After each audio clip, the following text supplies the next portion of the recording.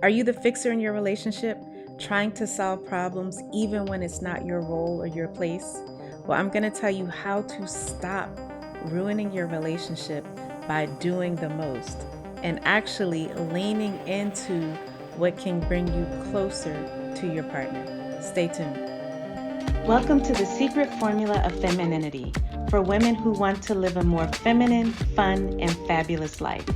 I'm Dr. Nicole Montero, your host on this weekly journey to unlocking your inner radiance, nurturing fulfilling relationships, and becoming the best version of yourself. Welcome, everybody. I'm Dr. Nicole, your guide on this journey to tapping into your feminine essence. And we're continuing this series going deep into communication styles that either bring us closer or take us farther apart from the people that we love, especially in our intimate relationships. And this is one that comes up a lot. And this is, as women, our tendency to fall into the fixer role and how that unknowingly disconnects us from our partner. And it also exhausts us, right? So it's not good for us and it's not good for the relationship. So we're going to talk about how to know if you're a fixer, why you are even a fixer, right? We always want to know what is driving those behaviors that might be causing problems in our relationship, but also what to do instead, because most of the people who have the fixer mentality, it's hard for them to sit back and fall back. And so I'm going to give you some tips for how to do things a little bit differently so that you get better results. So, it's story time. I had a story about a friendship that I was in where the fixer mentality started to draw a wedge between us.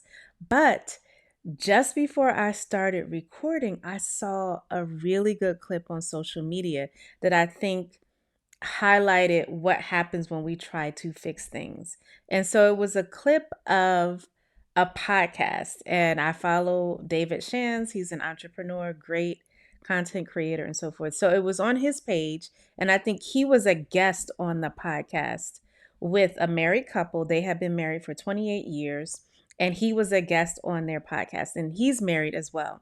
And they were talking about this experience, these real life things that happen in our marriages and in our relationships where life happens, and that can totally just destabilize and disrupt our marriage. And so both David and the host, the male host, had lost their mother. During the marriage, their mother had died. And as we know, I have not lost my mother, but I know that that is such a life altering experience. And the way that men experience loss and grief and how they express it can be totally different based on how they're socialized, what society expects of them, how they deal with their emotions. And as the wife, even though we may be the closest person to our husband, we often don't know what to do because they may express their feelings in a completely different way. And so on this clip, both David Shands and the male host talked about how they withdrew and how they kind of shut down. It didn't, they, at the time, they didn't call it shut down, but they just did not know how to express their loss, what they were going through, how to reach out for help, if they even wanted help. They just were in a place where they went inward, they went into themselves. And both of these men are very, very accomplished. So it was very different than like everything else in life. They had just tackled it head on. You figure out a plan, a strategy, you know what to do. But in this case, this is loss. This is the loss of your mother, which is so profound. And they just went inward. And what happened is it was hard for their wives to know what to do. It almost seemed like their personalities had changed. And the female co-host, the wife of the host, talked about how they got to the point where they sat at the table and said, do we need to divorce? Because they were caught up in this cycle of her kind of internalizing, feeling frustrated and internalizing, why is my husband withdrawing from me? He doesn't talk to me. I'm reaching out. I'm trying to help. He's pushing me away. And from the husband's perspective, he was like, I don't even know what I feel. I don't know. I'm angry. I'm upset. I'm upset with myself that I can't even express myself. And then I take it out on my wife. Right. And none of these like reactions are things that they sat there and said, this is how I'm going to deal with it. It's just how it unfolded. None of us knows how we are going to deal with death and loss until it happens. And we don't know how it's going to affect our relationship. And so it was really interesting hearing both these two males, but also the wife and the husband talk about the impact of the different ways of dealing with emotions on their marriage. And one thing that she said as the wife is that she wanted to fix it. She needed to know what he was feeling and how like why he not why but like what he was feeling and how it was affecting him and what she needed to do about it. So she really wanted to fix what he was feeling. For the wife, it felt like if I love my husband, my role is to fix his hurt, his pain, his anger, whatever it is he's going through. And from his perspective, because he did not know how to express to her what he was feeling or to ask for help or even to receive help, he felt like he was failing as a husband because he saw the impact that him withdrawing had on his wife.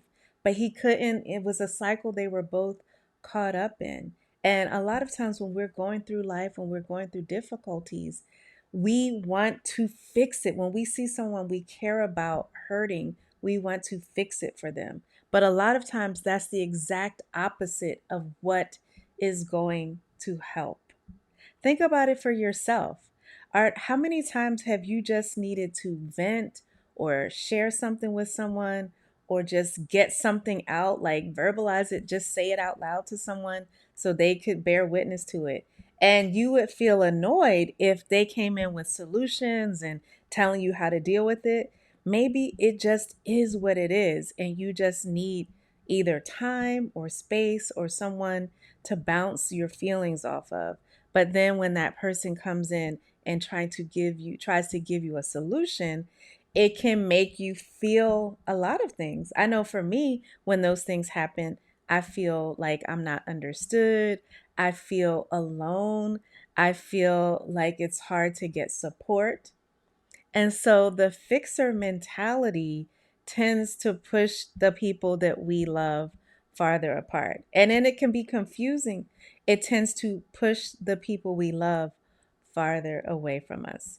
And then it gets confusing for us because we are doing it out of the goodness of our hearts, right? Anybody who's a fixer, you're not doing it to be mean or to put a wedge between you and the other person. You're doing it because you feel like this is your duty.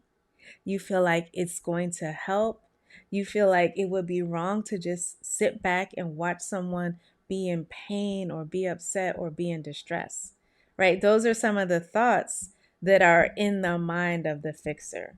So, we're going to talk about why those are not so accurate, those assumptions aren't accurate, and what to think and do instead. And when you start becoming more aware of your fixer mentality, you start looking for other tools. And a really powerful tool is learning the art of timing and tone. And that has been the theme throughout a lot of the most recent episodes. The power of your tone and the power of timing, when to say things, when not to say things. And that's a whole toolbox that can replace your urge to fix the problem for your partner. Okay? So, what is the fixer mentality? It's basically this urge or desire that we have to offer an immediate solution or to solve the problem. It's hard for us to see another person in distress. That's one part of it. I'm going to tell you a second part. But because it's hard for us to see another person in distress, we want to fix it for them. We want to come up with solutions, and we usually want to do it quick, fast, and in a hurry. It's like, all right, let's wrap this thing up and let's solve this problem. Now, it's not done with bad intentions. It's usually very well intentioned. But what it can do is it can come across as invalidating and dismissive. I can just speak from experience that when somebody else wants to hurry up and fix it for me, I end up feeling like they don't have time to really sit with me, be with me in the present. They're so focused on the future and resolving it that what I really need, which is for them to be present right now, they're not able to provide that. Now, I said one of the reasons is that some people are uncomfortable with other people being in distress. But the other part of it, and this is the deeper part, it often comes from your own discomfort with unresolved emotions, what we call ambiguity, where it's not black or white, right? You've always heard people say it's very nuanced. And most things in life, especially when it comes to our relationships and what we go through in life, they tend to be nuanced. And so if we're looking for a very clear cut black or white, these are the steps: logical, linear, rational, one, two, three. If that's what we feel most comfortable in, it's going to be hard when we come across unresolved emotions, either within ourselves or within other people. And so that makes us have the urge to come up with a solution. It's like we're even more determined to fit it into a box. This is how you solve the problem. And so think about emotions like I described with the story. If somebody is experiencing death or any other kind of loss or changes life stages, we all go through life changes. Each decade of life has a different challenge. It's different in your 20s. It's a lot of insecurity.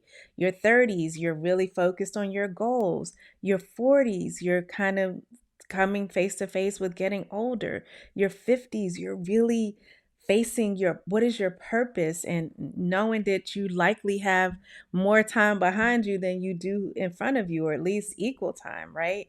And so each period of life has different things that you face. And if you try to just have a clear cut black or white solution for everything, you're going to miss out on the nuance. And so for people who have a difficult time and with dealing with ambiguity, things that are not exactly clear cut, then they tend to get into fixer mode on overdrive. They just have that urge to make it fit into a box, even if it's a square peg. If they see the circle and they feel like that can be the solution, they will try to fit it in there. So the first step is really just recognizing your own discomfort with unresolved emotions and allowing yourself to feel that discomfort.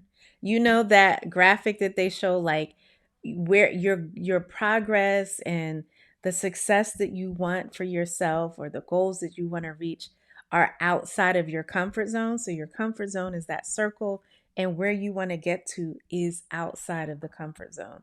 Well, it's the exact same thing with dealing with your emotions and also in your relationship. Most of us want a close, connected, harmonious relationship where we are there for that person and that person is there for us. The problem is the fixer mentality, as much as we think that that's the way to go, can get in the way of that. Because if it makes the other person feel like their feelings are invalidated or they're dismissed, or it's hard for you to be present with them, then that creates more of a disconnect. And what that does is it tends to shut down emotional expression in the person who is the one dealing with these issues or these emotions. And it also creates a dynamic where one partner tends to feel unheard or their perspective undervalued. And then the other partner is equally frustrated because they feel like, well, why are they rejecting my help? So on both ends, both people will tend to feel not so heard and not feel connected. Now, this is very interesting when it comes to men because what I hear women say a lot is, I want a man who is emotionally intelligent, he can communicate, and so on and so forth.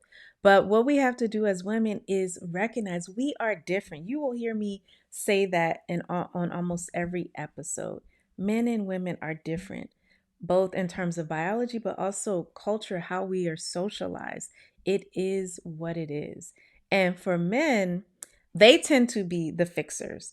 But also, when it comes to difficult emotions, they are not so quick to just easily verbalize or talk about difficult emotions. Emotions can be hard to deal with, especially conflicting emotions. When you lose someone, when you lose your mother, there's so much sadness, but there's a whole host of other emotions that could come up. Things from your childhood, things unresolved or unspoken conversations, regrets, a sense of longing. There's so much, and it's not always easy to put those into words or to even recognize when they come up because emotions can be all over the place. And so, one of the best things you can do as a woman is to understand how to observe.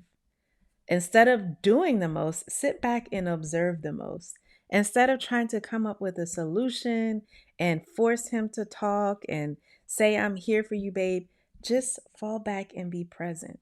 Stop trying to force emotional expression.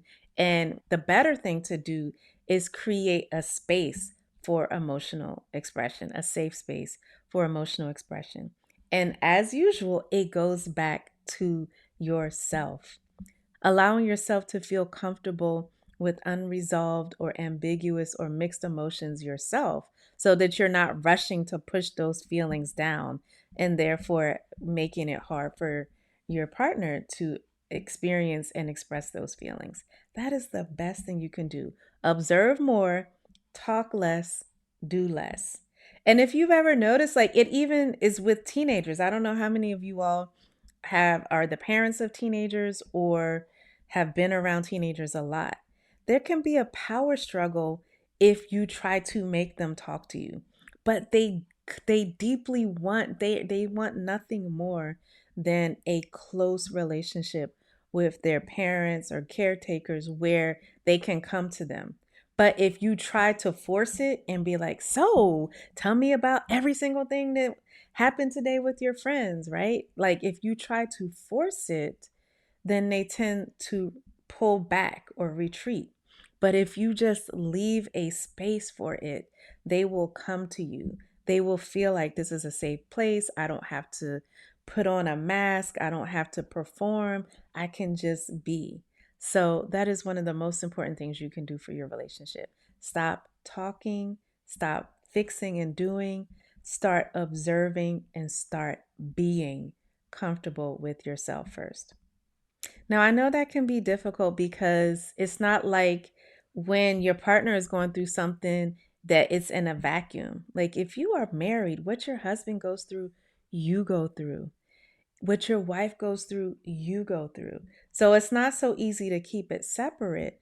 But if they are the primary one, especially like if it's a loss of a job, a loss of a friendship, a loss of a parent, any other, for men, financial loss or loss of opportunity to make money or be financially stable can create a lot of conflict within them. And it can even cause depression. So it's not easy to just separate yourself from your partner's problems. But what you can do if they are the primary one going through it is do your own self care. Your own self care is learning to not take it personal. If they're going through something and they're withdrawing and they're not talking a lot to you, don't take it personal. Recognize it for what it is. It's their way of processing how they need to in this moment. Continue to be present. You can even say, I recognize this is difficult for you. I'm here. And then leave it at that. You don't have to say it every single day. A lot of times it's the nonverbal connection, just being there with each other, allowing space if they need to have space, and then doing things for yourself. having your own support network, doing things with your friends, doing your own journaling, whatever it is that you need to have your own self care. And number one, not take it personally. That is key right there. So, the overall approach that you want to take as you get away from being the fixer in your relationship is simply active listening. Some of the most powerful techniques are the simplest. And because they're so simple, doesn't mean they're easy, but they are simple. People tend to reject them. Because when I tell women, they're like, wait a minute, active listening, like it's active listening is so powerful. And one of the best techniques of active listening is reflecting or reflecting back. That is simply restating what the person said. I remember when I first had my first daughter, and if you're a mom, you know those first few days and weeks and months, like as a first time mom, you don't know what you're doing. You think you're supposed to be doing all this stuff, right? You feel all this pressure. You simply have to be present with your baby, changing the baby's pampers, doing skin to skin, nursing them, looking, having eye contact with your baby, holding your baby. It's those simple things that are the most important. And I remember when I first had my baby, my mom would come and she would do a narration. She would say things like, you're rubbing your baby's head, you're nursing the baby, you're holding the baby, you're doing what a mother does, right? Just her saying those things, it was like she was a narrator, and it made me believe it and understand the power of those things in my head. So that's a form of observing, but reflecting back is just restating what a person said to you. It sounds like you are feeling confused about your emotions right now. And you don't have to turn into a therapist, but you can use these therapeutic techniques. Reflecting back makes a person feel like they are heard, they are seen, they are understood on a deep level, and none of it requires you to fix it. You can simply reflect. You could say something like, so you're overwhelmed with all the emotions that you're feeling right now. So you're frustrated with yourself because you don't know what you're feeling or how to express it, right? It's usually just one sentence, it's not a whole paragraph, but it takes being present and listening so that you can reflect back. And that is golden right there. Don't put too much pressure on yourself, like, I got to say the exact right thing. You're simply listening for what the person said. You're not putting words in their mouth. You are saying the exact same words, or you are making an observation. The other thing is seeking permission. So within this active listening, right, it's the listening, it's reflecting. And then if you want to take it further, if you feel like there's an opening to talking more or sharing more, maybe sharing an encouraging word, you can seek permission. You could say something like, would you like me to share something that was helpful to me when I lost so and so, right? Whatever situation that you may have gone through that's similar, you can ask permission to share what was helpful to you. But you don't want to jump into that like, well, when this happened to me, this is what I did.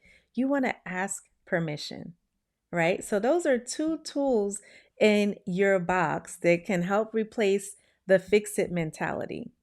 Active listening, and under that, it's reflecting back and seeking permission. And I'm telling you, that will completely shift the dynamic in your relationship, especially when your partner is going through problems. And it's going to relieve you of the pressure. Because let me tell you, women who are fixers carry a lot of the burden in the relationship. It becomes like a codependency where instead of being the one that's dependent on the other for help, you are in the position of being feeling like you're dependent on for help. And it's just too much burden. It causes frustration in you. It causes the other person to feel like they're not truly understood or heard.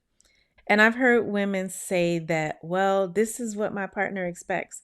You have to try to change that dynamic by getting out of always offering a solution and simply reflecting back and asking permission if you do want to give a suggestion.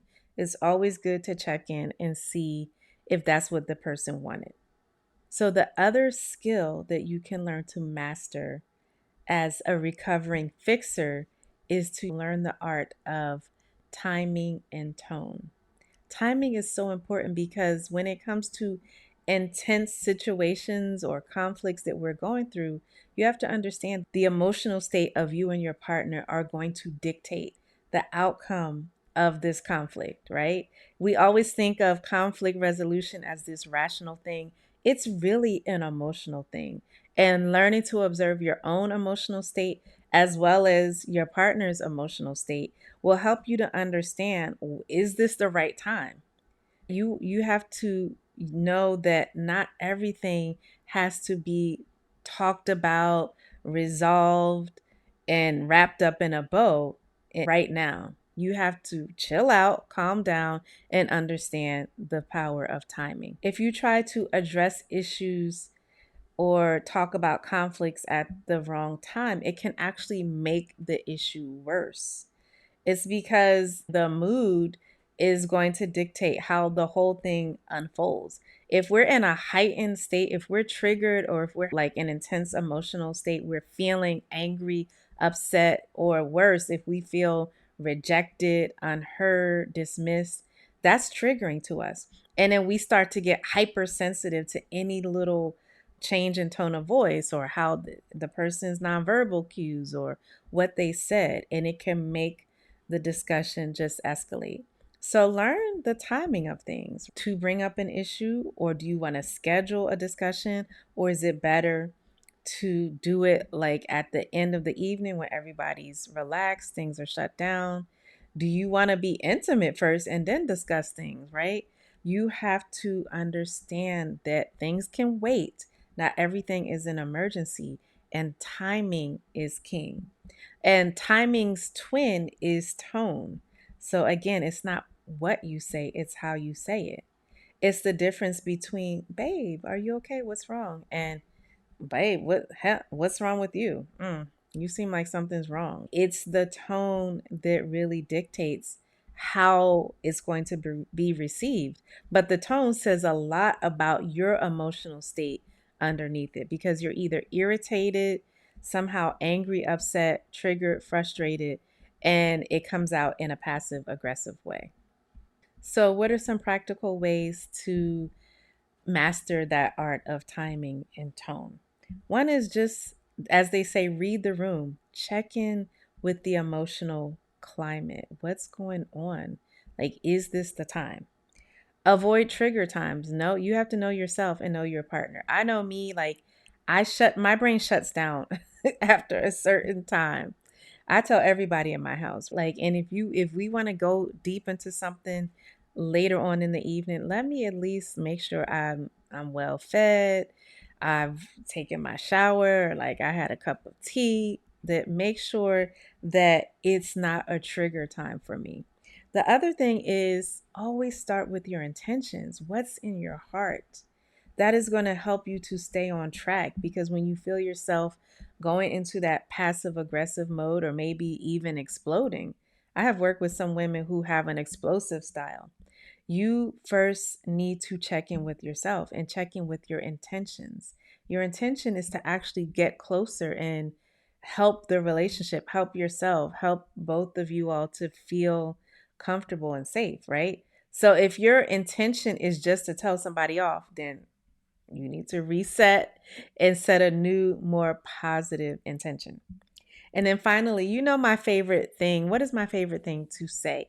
Use your I statements. You can never go wrong with one, reflecting back to another person what they felt, and then two, using your I statements to say what you felt. Those are important parts of emotional boundaries. Knowing what you feel and understanding what the other person feel, that's two different things. And you can love each other and feel two different things, think different things, have two different experiences. It's okay. So the research is clear. Active listening, understanding how tone and the right timing impact conflict. These are just basics to good, healthy communication and solving conflicts in a relationship. But even outside of that, they are associated with higher levels of satisfaction, connection, and overall happiness within the relationship. So it's a win-win. All right, I have a question. So this person says, what if my partner refuses to talk about issues at all? Very, very common. I hear this a lot from women. And I always like to flip it back to, does this person feel like it's a safe environment to talk about things without pressure? Or are they going to feel under the microscope? Are they going to feel critiqued, criticized, that they're given feedback when maybe they just want to be heard? They want someone to listen to them. And a lot of times with emotional affairs, one thing that comes up is one of the partners feels like they have to show up perfectly in their relationship. So this is a danger. If you're a fixer in your relationship, the other person tends to feel like they have to show up very like perfect. They have to wear the mask. And where they fall into emotional affairs and sexual affairs is that they feel like they can take that mask off with the other person. Now, I'm not saying this to excuse it. I'm just stating one of the dynamics that happens. And so you first have to ask yourself, if the person is not talking to you about any issues, what's check in with yourself. Are you able to be with a person that has very strong emotions or feelings, or they are expressing things that you can't really resolve or fix in the moment? And if so, then you want to work on toning down the fixer mentality or the fixer urge in yourself. And then you want to try to invite openness without pressure. Again, reflecting. Just something as simple as, so you had a hard day today. Don't have to add any more to it, right? Just doing that little by little.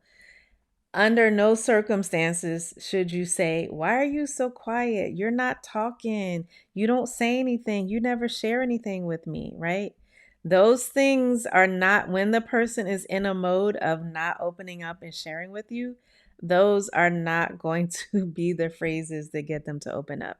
It's reflecting, it's asking permission, like, hey, I would love to share what helps me when I feel like I don't know how to open up or how to talk, right? Like you're asking permission to share something that was helpful to you. But first and foremost, you're just creating a no pressure environment. And to do that, you have to be okay with the fact that right now they're not ready to open up. Try not to take it personally. Don't put your own narrative into why, they're hiding stuff, they're not talking. Like if you really feel that way, then that's more of a trust issue than it is a communication issue. So, like many communications issues, this comes back to you. And this is where the power of your femininity is just, ooh, it's like, ladies, if I could tell you, when you learn to feel centered and grounded within yourself, when you learn to be okay with going along with the process and not having to know all of the solutions and the answers, then you can be a little softer. Then you can be a soft space. Then you can create an environment where a person feels safe without all the pressure. And then you feel better because you're taking the pressure off of yourself. And it's just a never ending positive cycle. You feel softer, you're more of a soft place. They feel safer with you, they connect more to you, they step up, they're more in their masculine, you're more in your feminine, and it's a win win. All right, ladies. So I hope this has shed some light on the fixer mentality. What are the signs of it, and what to do instead to really supercharge your relationship? I would encourage you to reflect on your own communication habits in your relationship and to think about which of these techniques you can start applying. And of course, if you want to go deeper into healthy communication, how to foster that feminine energy and that emotional intimacy in your relationship, you definitely want to get my book, The Boundaries to Bliss Blueprint for Women Who Are Finally Ready to Win at Love. And of course, I want to hear your thoughts. Comment. Don't be afraid to comment. If it's on YouTube or the other podcast platforms, leave me a comment. Send me any questions on my Instagram. I am Dr. Nicole. And of course, if you're interested in being part of a community of women who are leveling up with their feminine energy, healthy boundaries, and fulfilling relationships, then you definitely want to check out my Boundaries to Bliss Inner Circle. Information is also in the show notes. Until next time, stay soft, stay intentional, and stay beautifully you. I'm Dr. Nicole.